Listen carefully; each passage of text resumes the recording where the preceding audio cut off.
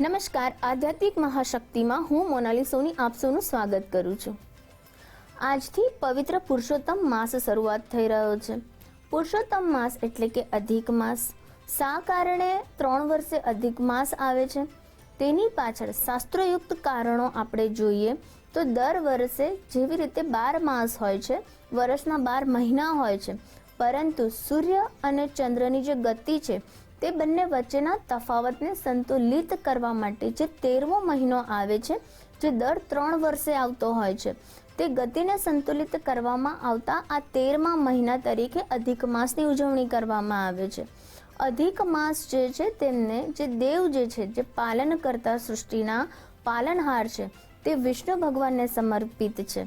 સાથે સાથે એવું કહેવામાં આવે છે કે આ મહિનામાં તમે જેટલું દાન, પુણ્ય, ધર્મનું કાર્ય કરો છો તો તમારા દરેક પ્રકારના પાપો, તમારા દરેક પ્રકારના કષ્ટો નષ્ટ થાય છે। સાથે સાથે પિતૃકૃપા મેળવવા માટે પણ અધિક માસને ઉત્તમ મહિનો કહેવામાં આવે છે। અધિક માસને પુરુષોત્તમ માસ તરીકે પણ ઓળખવામાં આવે છે, કારણ કે સૃષ્ટિના પાલન કરતા શ્રી હરિ વિષ્ણુને આ મહિનો સમર્પિત કરવામાં આવ્યો છે। અધિક માસમાં શ્રી હરિ ભગવાન વિષ્ણુના અલગ અલગ અવતારોની પૂજા કરવામાં આવે છે, તેમનું વર્ણન કરવામાં આવે છે। જેવી રીતે બાલકૃષ્ણ, શ્રી કૃષ્ણની પૂજા કરવામાં આવે છે। સાથે સાથે ગીતાનો ઉપદેશ આપનારા શ્રી કૃષ્ણ જે છે, જે અર્જુનના સખા તરીકે તેમનો અવતાર જે છે તેનું વર્ણન કરવામાં આવે છે, તેની પૂજા કરવામાં આવે છે। તો સૃષ્ટિના પાલન કરતા શ્રી હરિ વિષ્ણુ તરીકે પણ તેમના અવતારની પૂજા કરવામાં આવે છે। અધિક માસમાં શ્રીમદ ભાગવત ગીતાનું પઠન કરવાનું પણ મહાપુણ્ય કહેવામાં આવ્યું છે। ઠેર ઠેર અલગ અલગ જગ્યાઓ પર શ્રી કૃષ્ણ ભગવાનના મંદિરોમાં વગેરે જગ્યાઓ પર આ મહિનામાં ખાસ રીતે શ્રીમદ ભાગવત ગીતાનું પઠન કરવામાં આવે છે। એવું કહેવાય છે કે નિયમિત આ મહિનામાં તમે ગીતા પાઠનું પઠન કરો છો અથવા તો તમે વિષ્ણુ સહસ્ત્ર નામના પાઠ કરો છો તો તમારા દરેકે દરેક પાપ કર્મો જે છે તે નષ્ટ થઈ જાય છે। સાથે સાથે તમને પિતૃકૃપા પણ પ્રાપ્ત થાય છે।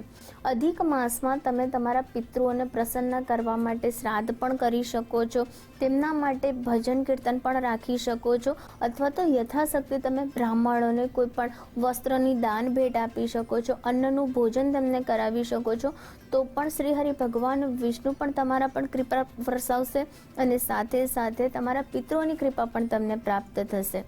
જે પણ વ્યક્તિ છે તેના જીવનમાં કોઈક ને કોઈક સમસ્યા રહેલી છે, જેમ કે તેના દાંપત્ય જીવનમાં કોઈ સમસ્યા રહેલી છે, કે પછી તેને આરોગ્યની કોઈ સમસ્યા રહેલી છે, કે પછી ધન સંબંધિત સમસ્યા રહેલી છે, ઘરમાં કોઈ પણ પ્રકારના કલેશ થયા કરે છે, કે આર્થિક સંકળામણ છે, કે શારીરિક માનસિક કોઈ તકલીફ છે, તે તમામ પ્રકારની તકલીફ જો વ્યક્તિ હંમેશા માટે દૂર કરવા માંગતો હોય અને તેનું આ જીવન સફળ બનાવવા માંગતો હોય તો ખાસ કરીને તેણે આ મહિનામાં એટલે કે પુરુષોત્તમ માસમાં શ્રી હરિ ભગવાન વિષ્ણુની આરાધના પૂજા કરવી જોઈએ, વિષ્ણુ સહસ્ત્ર નામના પાઠ કરવા જોઈએ અને નિયમિત 5 ગાંઠ તેણે હળદીની શ્રી હરિ વિષ્ણુને અર્પણ કરવી જોઈએ। આ ઉપાય કરવાથી તે વ્યક્તિને મહાપુણ્યની પ્રાપ્તિ થાય છે। અધિક માસમાં નિયમિત લોકો ઉપવાસ પણ રાખતા હોય છે, જેમાં તેઓ કેટલાક સંકલ્પ ધારણ કરતા હોય છે અને તે સંકલ્પનું નીતિ નિયમ મુજબ પાલન કરતા હોય છે, કારણ કે આ મહિનામાં કરેલા ઉપવાસનું મહત્વ પણ અનેક ગણું વધી જાય છે। એવું કહેવાય છે કે જે 12 મહિનામાં 11 આવે છે, વ્રત આવે છે, તિથિઓ આવે છે, તેમાં જો તમે કશું પણ દાન પુણ્ય કે વ્રતનું પાલન નથી કરી શકતા તો માત્ર આ અધિક માસમાં પણ જો તમે દાન પુણ્ય જપ તપ વ્રત કરી લીધું તો તમને કરોડો ગણું ફળ તમને આ મહિનાનું કરેલું મળી જાય છે અને ભગવાન હરિ વિષ્ણુની કૃપા પણ તમને પ્રાપ્ત થઈ જાય છે। પુરુષોત્તમ માસ ખાસ કરીને આ વખતે જેઠ મહિનામાં આવી રહ્યો છે, ત્યારે તમારે અત્યારે ગરમીનું પ્રમાણ વધારે હોવાથી તમે જળદાન કરો। કોઈ પણ લોકો જે છે તેમને ભૂખ્યાનું ભોજન કરાવો છો, તેમની પાસે પહેરવાના વસ્ત્રો નથી કે પછી રહેવા માટે કોઈ આશરો નથી, તો તમે જો તે પ્રકારનું દાન પુણ્ય કરો છો તો પણ તેને સર્વશ્રેષ્ઠ પુણ્ય માનવામાં આવે છે, જે આજીવન તમારા કષ્ટોને દૂર કરે છે। જો કોઈ પણ વ્યક્તિને શનિ, રાહુ વગેરે સંબંધિત જો કોઈ સમસ્યા છે તેના કારણે વારંવાર તેને કોઈક ને કોઈક નુકસાન, ભય કે દુઃખ જેણે વારંવાર વેઠવું પડે છે. તો ખાસ કરીને અધિક માસમાં તેણે કોઈક ને કોઈક રીતે પાણીની પરબ બંધાવવી જોઈએ. નાના નાના બાળકો છે, મોટા લોકો છે, તેમને ઠંડક આપે એવી વસ્તુ એટલે કે છત્ર છે, વસ્ત્ર છે, અન્ન છે કે કોઈ પણ એવો આશરો છે વગેરેનું દાન કરવાથી પણ તેને મહાપુણ્યની પ્રાપ્તિ થાય છે. અને સાથે સાથે તેના જીવનમાં આવનારા કષ્ટો અને ખાસ કરીને શનિ અને રાહુની લીધે જો તેને કોઈ તકલીફ વેઠવી પડતી હોય તો તે ગ્રહણનો દોષ પણ તેનો દૂર થાય છે. અધિક માસમાં લોકો વિશેષ રીતે પુણ્યની પ્રાપ્તિ કરવા માટે ધાર્મિક સ્થળોએ જતા હોય છે, ત્યાં ભજન કીર્તન કરતા હોય છે, કથાનું પઠન કરતા હોય છે, જેમ કે જગન્નાથપુરી, બદ્રી કેદારનાથ, હરિદ્વાર, ચારધામની યાત્રા વગેરે જેવી ધાર્મિક યાત્રાઓ પણ આ દિવસોમાં ભક્તો કરતા હોય છે અને વિશેષ રીતે ભગવાન હરિ વિષ્ણુની કૃપા પ્રાપ્ત કરતા હોય છે. અધિક માસ જે છે તેને મળ માસ તરીકે પણ ઓળખવામાં આવે છે. ખાસ કરીને કેટલાક કાર્યો આ માસમાં કરવાનું નિષેધ માનવામાં આવે છે, કારણ કે જે રીતે કહ્યું છે કે આ એક વધારાનો માસ છે જેને માત્ર ને માત્ર દાન, પુણ્ય અને ધર્મ કરવા માટે નક્કી કરવામાં આવ્યો છે. તો આ દિવસોમાં તમે કોઈ પણ એવું લગ્નનું કામ, જનોઈનું કામ કે પછી કર્ણછિંદનનું કામ, નવું કોઈ ઘર લેવું છે કે પછી નવો કોઈ બિઝનેસ તમારે સ્થાપિત કરવો છે તો આવા તમામ પ્રકારના શુભ કાર્યોને આ માસમાં કરવું વર્જિત માનવામાં આવે છે. અધિક માસમાં કરેલું વ્રત, તપ, જપ તમને વિશેષ રીતે પુણ્યશાળી બનાવે છે.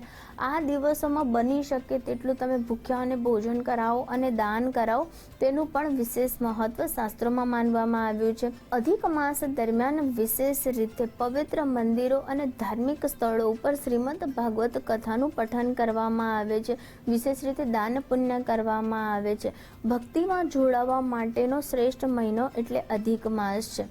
નિયમિત તમારે અધિક માસમાં સૂર્યોદય થતાની સાથે તમારે જાગી જવું જોઈએ, સૂર્યદેવને અર્ઘ અર્પણ કરવું જોઈએ. ત્યારબાદ તમારે એક પીળા રંગનું આસન બિછાવીને શ્રી હરિ ભગવાન વિષ્ણુની સમક્ષ બેસવું જોઈએ. તેમના પીળા પુષ્પો અને સાથે સાથે હળદીની ગાંઠ જે છે તે શ્રી હરિ વિષ્ણુને અર્પણ કરવી જોઈએ. તેમની સમક્ષ બેસીને શ્રી હરિ ભગવાન વિષ્ણુનો પાઠ તમારે વાંચવો જોઈએ અને સાથે સાથે તમારે તુલસી જે છે તે શ્રી હરિ વિષ્ણુને અર્પણ કરવી જોઈએ. આ ઉપાય તમે નિયમિત કરો છો, તમે તમારું આ ક્રમ બનાવો છો તો પણ તમને વિશેષ રીતે શ્રી હરિ વિષ્ણુના આશીર્વાદ પ્રાપ્ત થાય છે.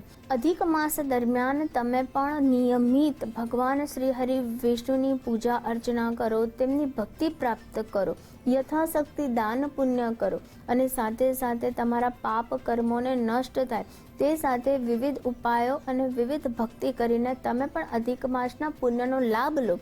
તે સાથે હું રજા લઉં છું. નમસ્કાર.